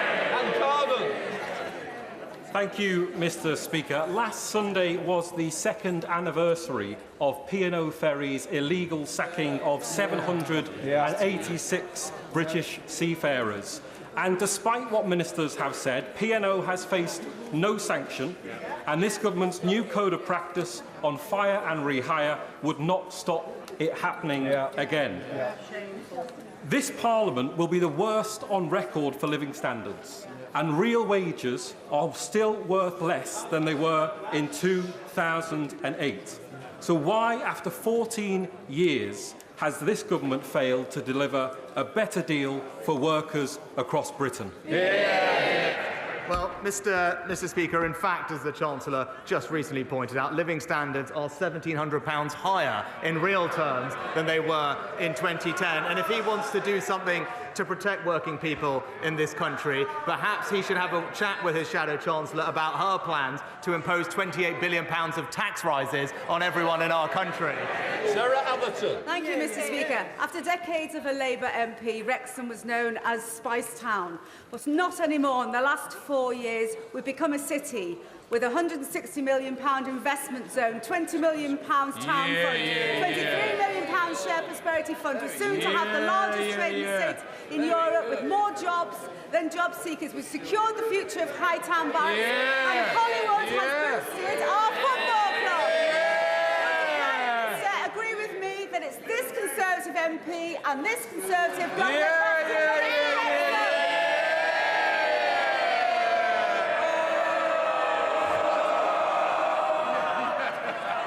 My honourable friend has been an excellent campaigner for Wrexham, putting it on the map after years of decline under the Labour Party, the heart of one of Wales's investment zones, with our plan for towns helping to regenerate the local high street and improve public safety. And I can tell my honourable friend, with such a great campaigner like herself, the next 5 years will only look brighter for Wrexham. Ashley Dalton. Thank you, Mr. Speaker. Last week, the Prime Minister rightly called Conservative Party donor Frank Hester's comments about the honourable member for Hackney North and Stoke Newington racist. It has since emerged that Mr. Hester has made comments that a group of Indian members of staff should climb on the roof, like on the roof of a train, and has made reference to Asian Corner. Does the Prime Minister agree with me that these comments are racist? Yes or no? Mr. Speaker, I addressed this last week, and the Minister for Women and Equalities addressed this just half an hour ago. Father of the House, Sir Peter Bottomley. Thank you, Mr. Speaker. You and the Prime Minister will be welcome in the Arran district of my constituency, where developers are trying to build over every vineyard, horticultural nursery and agricultural land. Could he point out that the last place to build homes is prime agricultural land, especially in an area where developers have enough permissions to meet the Council's targets for the next 5 years? Well, Mr. Speaker, my honourable friend is right that sustainable development must be at the heart of our planning system, and that's why we're committed to meeting the housing needs of our communities by building homes, the right homes, in the right places, making sure that everyone uses best use of brownfield land, conserving our countryside, but that's also the point that he makes, which is important. As I've been crystal clear, we must protect agricultural land. Food security is incredibly important, and we need our farmers to produce more great British food. Andy Slaughter. Thank you very much, Mr. Speaker. We know the Prime Minister has received advice about the legality of the Israel-Gaza war, that he's had time to consider it, that governments can and do publish such advice. So will he tell the House what steps he is taking to act on that advice in reviewing UK arms sales, in supporting proceedings in the ICJ and ICC, and in exercising the UK vote in the UN Security Council? Well, Mr. Speaker, we continue to call for Israel to respect international humanitarian law and for civilians to be protected. Too many civilians have been killed, and we want to see Israel take greater care to limit its operations to military targets. These are points that both I and the Foreign Secretary have repeatedly made to Prime Minister Netanyahu. We have previously assessed that Israel is committed and capable of complying with international humanitarian law, and of course we always keep this under review. Vickers. Thank you, Mr. Speaker. The Prime Minister will be aware of plans by National Grid to build 50-metre high pylons, a network through much of rural Lincolnshire, which is causing much consternation, particularly in rural villages. Could my right honourable friend assure my residents that when finally ministers consider the consultations that come forward from National Grid, that they will give sympathetic consideration to putting some of the sections underground? Well, Mr. Speaker, my honourable friend is absolutely right to raise the concerns of his constituents, and he will recognise the balance that we need to strike by making sure that we give our country the energy security that it needs, but do that in a way that is respectful of the impact on local communities. I'll be sure to make sure that ministers take into account the concerns that he's raised and that all the views of his local constituents are taken into account. Final question, Terry Ali. Mr. Speaker, given the Prime Minister's and his government's days are numbered and will soon be in opposition, will he use the small amount of time available to him and join the 138 United Nations member states and recognise the state of Palestine? Mr. Speaker, our position has been consistently clear that we will recognise the state of Palestine when it makes most beneficial sense for the overall peace process. Of course we're committed to an ultimate two-state solution, but in the here and now, what we are calling for is an immediate, sustained humanitarian pause which would allow for the safe release of hostages, including British nationals, and more aid to reach Gaza. And we would urge all sides to seize the opportunity and continue negotiations to reach an agreement as soon as possible. Please, Prime Minister's questions. And that brings us to the end of, in fact, the final Prime Minister's questions before the Easter recess. It had a slight sort of end-of-term feel to it, and there was some discussion about the date of a general election to come. Well, let's welcome our guest for this part of Politics Live. For the Government, Housing Minister Lee Rowley.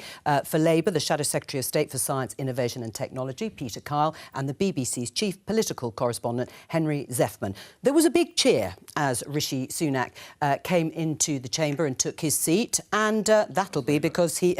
that was Labour, Peter. And that'll be because Rishi Sunak has had a rough old week. He has. He's still standing. He is, and Conservative MPs do often, at the end of rough weeks for their leader, give them a sort of visible, audible boost. I mean, what I thought that really felt like, as well as an end-of-term Prime Minister's questions, was a pre-election Prime Minister's questions. I mean, since last Wednesday's PMQs, Rishi Sunak has told us definitively the general election won't be on the same day as the local elections, May the 2nd. But suppose he had announced that a general election would begin round about now last week, well, I think you could have had the same questions from Keir Starmer. I mean, in his first question, he did Rwanda, crime, prisons, NHS, mortgages. That's the kind of approach in advance of a general election where he's laying out the tram lines for the campaign to come. And, of course, Rishi Sunak setting out the economic sort of reasons that he thinks will bolster his support because, of course, we had inflation falling or prices rising more slowly, and they'll be hoping for an interest rate cut. But it does look as if we are looking forward to an October general election. Look, I don't know. I'm actually not sure Rishi Sunak knows, but look, clearly with every passing week that we don't know that the general election is going to be in a few weeks hence, then, of course, that makes October more plausible. I mean, the interesting thing about the government's response to the inflation figures today, the slightly better than expected inflation figures, is that you heard Jeremy Hunt, the Chancellor, talking about the possibility of another fiscal event before the general election. And that, exactly. And that would certainly suggest October or even November for a general election, because you'd need the time to do that, to cut those taxes if it were to be that, after Parliament returns from the summer break. One of the other big pieces of legislation actually making its way through Parliament, a little bit of what we call ping-pong between the House of Commons and the House of Lords, Lee, is the Rwanda bill. Are flights ever going to take off? Yes. You say that with absolute certainty, that the bill will get royal assent and flights to Rwanda with asylum seekers to have their applications processed will take off. When? Yeah, we want flights to take off. I know you want them. Will they? And we've got to get this law through. We need the Lords to stop messing around with it. We'll see how long ping-pong lasts. But the point of this bill is to make sure there is a deterrent in our illegal immigration system, in our asylum system, to make sure that people who have travelled over very safe countries and then come over in very unsafe ways over the channel, that stops. It has to be stopped. The Conservatives are the only people who've actually got a plan to do that. Right. But every single thing you've just said was said at the first bill that you introduced. The same argument about deterrent, the same argument about stopping the boats, the same argument again and again. And here we are 2 years later with a second bill that you're getting through, and it's the same arguments. This is the reason why PMQs was such a mess today, because you've got this scrappy, let's have an election now, because we are in an election. We have a government that is going round and round the houses with the same bills, 3 planning bills, which have never made it through onto statute, and they'll come up with another one on Rwanda and on crime. Right. Don't forget, we had a public order bill, and then a year later we had another public order bill when there was another disruption. There is a set of bills that are not tackling the core problems that the country faces, and that's why you see Keir Starmer listing all of the issues that the country is talking about. The Prime Minister coming back and saying everything is fine, it's all going in the right direction, nothing to worry about. And then all the while, people sitting at home saying, let's just get this election over with so the country can finally move forward with a set of bills, and people, politics, because you'll have to deal with all that can these actually issues get the job if you win the done election. first time and get the country moving forward. But this is a brilliant example. Put aside whatever the subject is, but let's talk about Rwanda as the example. This is a brilliant example of the choice that's in front of the country. The Labour Party are extremely good at saying where there are problems, mischaracterising them often. It's the role of the opposition usually. Well, it may be the role of the opposition, but the opposition also have to have a plan, and there is no plan there. Take in my policy area, infrastructure, it is almost a literal cut and paste on their website for something that we, the Conservative Party, that is a great example of no plan. 2 bills, not a single asylum seeker going off to Rwanda, £500 million, not a single flight. And you call that a plan? What is your option? We will hire 1,000 extra caseworkers. We will tackle the productivity challenge. And how will you stop people coming in the first place to use those caseworkers? Well, we've said because you need a deterrent, and you don't have a deterrent because you don't have a plan. Brilliant example of where Labour say lots of stuff but don't deliver. The only deterrent that works is a functional asylum system that people know that if they come here, they will be processed swiftly. If they are here illegally, they will be returned. Well, illegal returns, people who have failed for asylum. So how are you going to stop people who have been returned after being declared illegally has fallen by a third. All right, well, let me ask you... a failing government with a broken home office. Let me just reduce it by a third, Peter. Yes, your arguments don't even add up. Having increased it to the highest number in history. Brilliant. You say you Right, I'm going to interject. Mainly, don't talk over each other too much because it is quite difficult to hear when you're watching the programme. On the issue of cost, has it been worth it? Has it been worth the money spent already, Rwanda? Obviously, I used to sit on National Audit Office report came out today. I used to sit on the Public Accounts Committee. We used to look at these every single week, twice a week. I wish that we didn't have to spend any money on this, but the only way we get our immigration system into the only way that we get our immigration system into a place where illegal immigrants don't come. And look at what's happening around the world. America has hundreds of thousands of people on their borders. But Lee, so does Europe. But this is the way we have to fix it. But Conservatives have been in government for 14 years. If you look at this BBC News headline, you were just referring to it, the Home Office asylum sites to cost millions more than hotels, so says the spending watchdog, the NAO. People will be incredulous that having made such a big deal about the issue of cost of hotel accommodation for asylum seekers. It was raised, in fact, at Prime Minister's questions by one of the Conservative MPs, that now your solution is going to cost even more. Well, the whole point of this is to put deterrence in the process and to stop people coming. So the best way to get this down to zero, the best way to stop needing hotels or the use of any other sites is to make sure that we have a process whereby illegal immigration doesn't happen. We've got a plan. Hang on. Let him finish. I'll come to you. To do that, the Labour Party, Peter, has not given us the alternative because they don't have one. Right, and the plan, of course, you will be scrutinised more and more in the run-up to the election. Do you accept that you are going to have to pay paint a much more concrete picture about what you will do? I know you've set out part of the plan in terms of illegal, as the government says, asylum seekers, but in terms more generally, that you are going to have to paint in primary colours for voters what you're offering. Whether it's asylum, whether it's public services, whether it's the economy, of course the answer is how will Labour fix the mess left by this government? So yes, of course, as we move, we have been very, very clear about the 5 missions, the primary mission getting economic growth into the economy. We've released a series of plans just in my area of science, innovation and technology. We released the Life Sciences Action Plan strategy a few weeks ago, a comprehensive plan endorsed by almost the entire life sciences sector, including its umbrella body. That will create 77,300 jobs over a 5-year period and create £10 billion worth of inward investment into the country without any... those numbers have been provided by the sectors itself. Right across the spectrum, we have... Well, as you say, we're going to hear more. And as we move to an election, it is the right time for the manifesto to clarify at the point of an election where we stand on all of the sort of... Well, one of the issues will no doubt be prisons, the issue of prisons and overcrowding and early release. That was one of the pointers raised by Keir Starmer. We're going to be discussing it on Politics Live tomorrow, so make sure you join us then at 12:15. Let's look at another policy issue because it's your department, and that is about housing, particularly the issue of homelessness. We're going to look at a clip from this week's Panorama in just a moment. The BBC Social Affairs editor, Alison Holt, has taken a close look at the acute financial difficulties affecting many councils across the country. And one major problem is the cost of accommodating people made homeless when they're evicted from private rental accommodation, like the woman we're about to see. Janelle has lived in Havering all her life, but there are very few homes available at a price she can afford. I don't know how many houses I've viewed. They'd be queues of up to 20 people, and they'd all say that people were offering 6 months' worth of rent. So it was so competitive that I didn't get the chance to get somewhere. There are many others in Janelle's situation. In the last year, the council has housed more than 500 families in hotels. 5 years ago, there were none. It is quite depressing in here.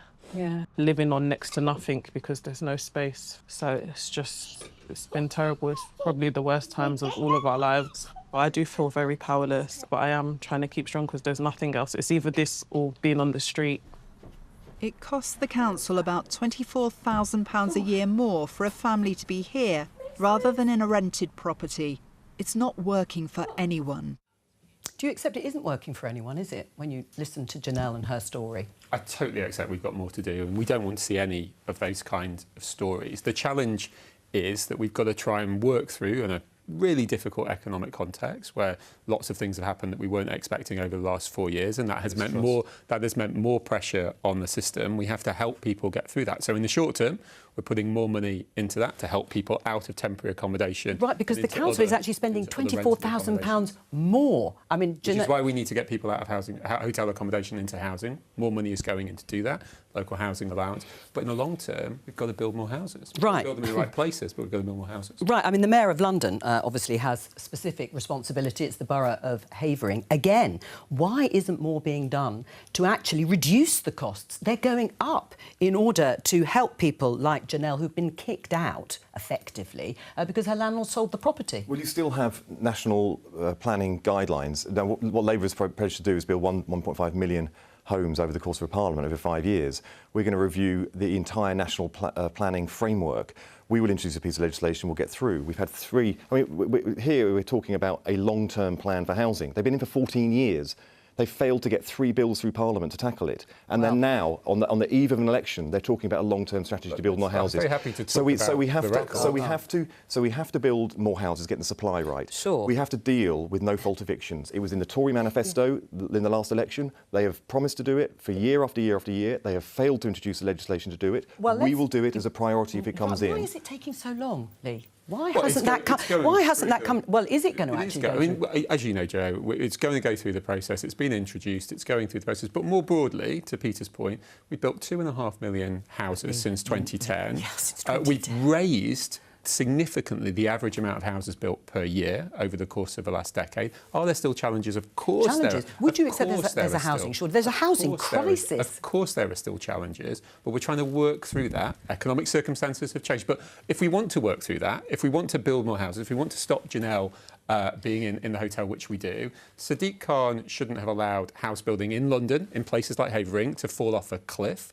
The Labour Party shouldn't have blocked 150,000 homes through nutrient neutrality rules last year, and they also shouldn't have said last month that they didn't like our permitted development right changes. If you want to actually make meaningful improvements for Janelle, you've got to actually follow through with the policies, which we're doing. Labour have blocked every single one of them. Can you guarantee viewers that that Renters Reform Bill is going to make it onto the statute book, which does include, if people support the idea, of no-fault evictions? It's government policy, and we're trying to move it forward as quickly as possible, just like we are leasehold, the biggest change in a generation for property. So, yeah, as you are seeing, government reforming, changing and improving and responding to the circumstances which we're in, which is what a government is supposed to do. Did you see the video?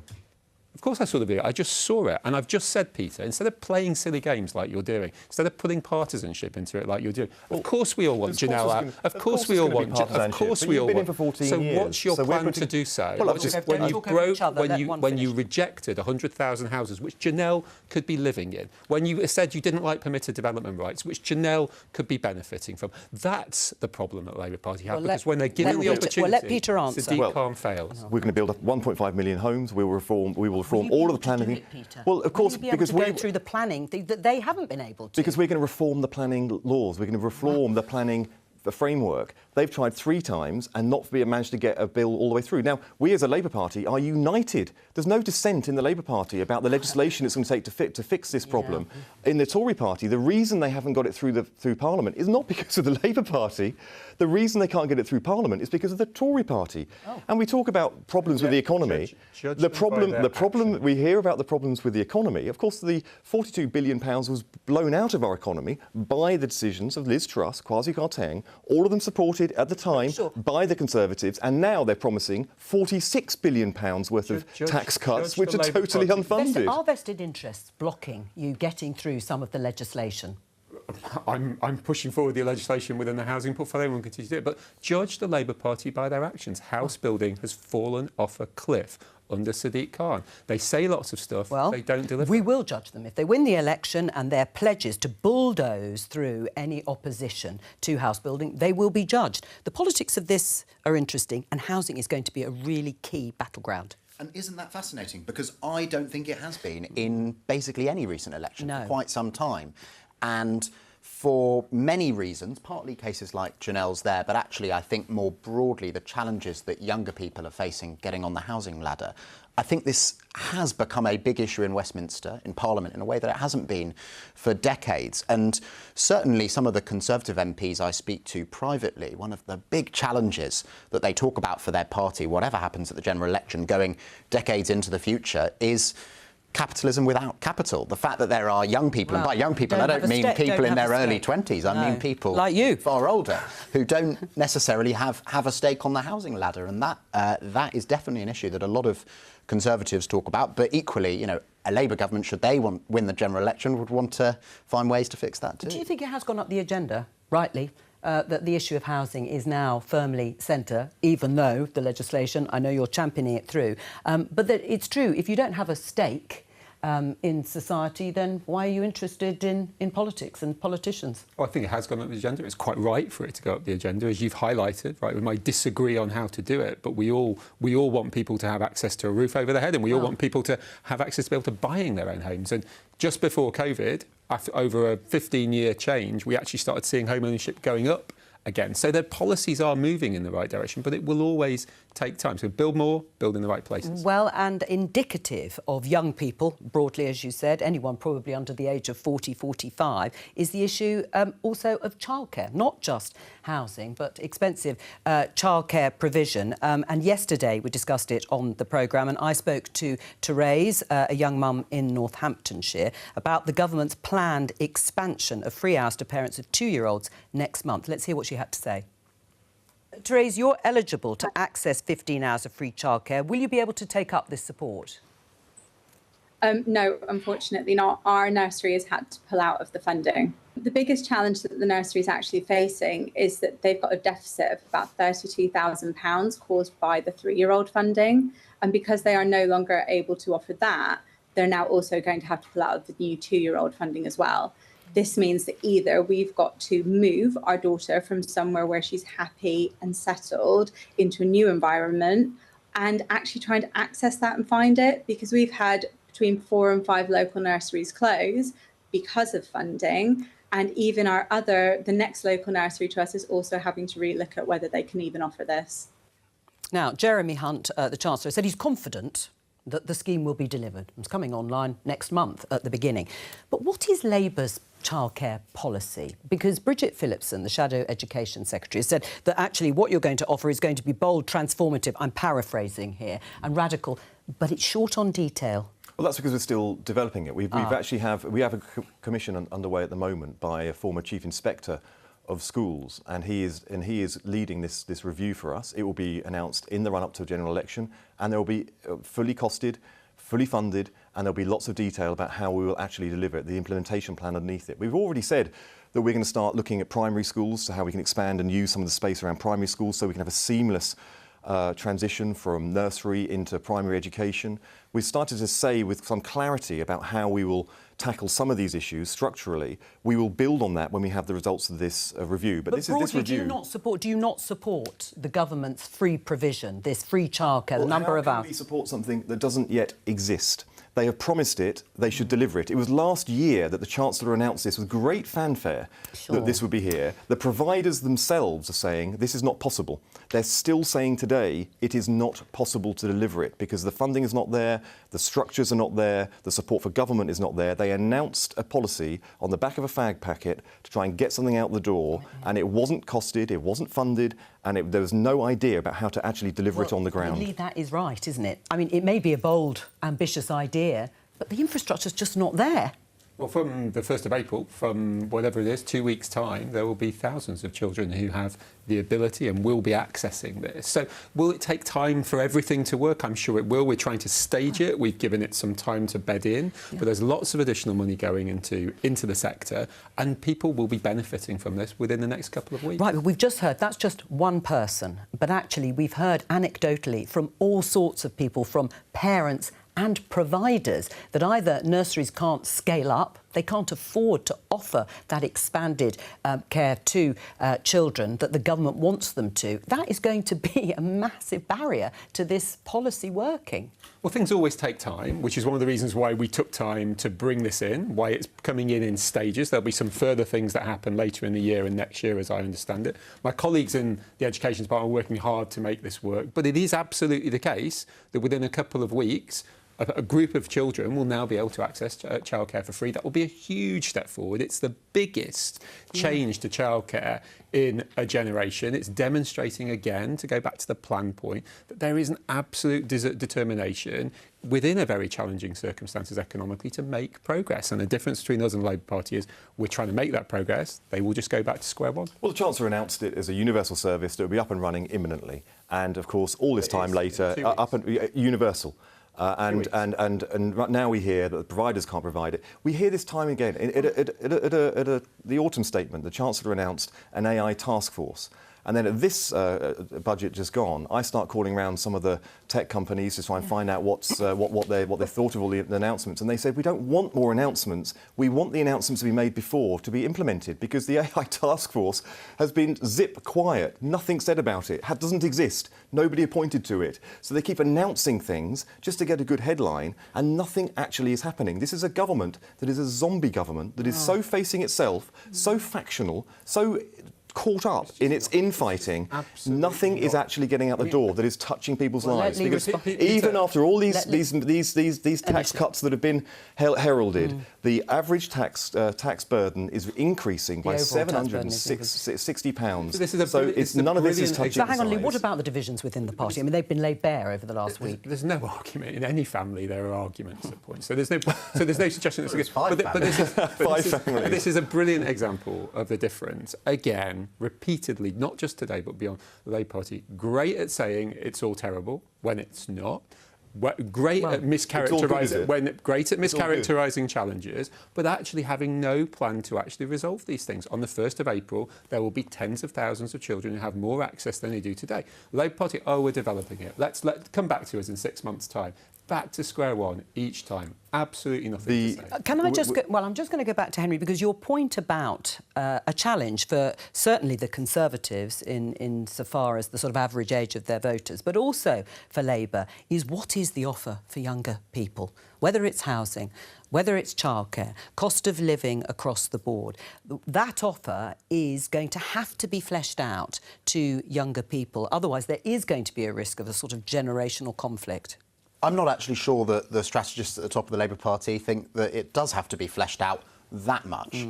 There is a live debate, there has been a debate in parts of the Labour Party about the balance between reassurance for voters they lost over the last few general elections and hope for people who might have voted for them at the last couple of general elections, who they want to keep within the electoral coalition. I think the Labour Party has generally decided to prioritise reassurance for people who've switched from Labour to the Conservatives or to not voting over recent elections. I think we're not going to see an awful lot more policy from Labour between now and the general election. I think what we are going to hear is this sort of debate for a long time. Well, and we've got time to do that on another occasion because we've run out of time for you to rehearse those lines. That's all I've got time for. Thank you very much to my guests. And, of course, I'll be back with more Politics Live tomorrow at 12:15. But from all of us here, have a very good afternoon. Bye-bye.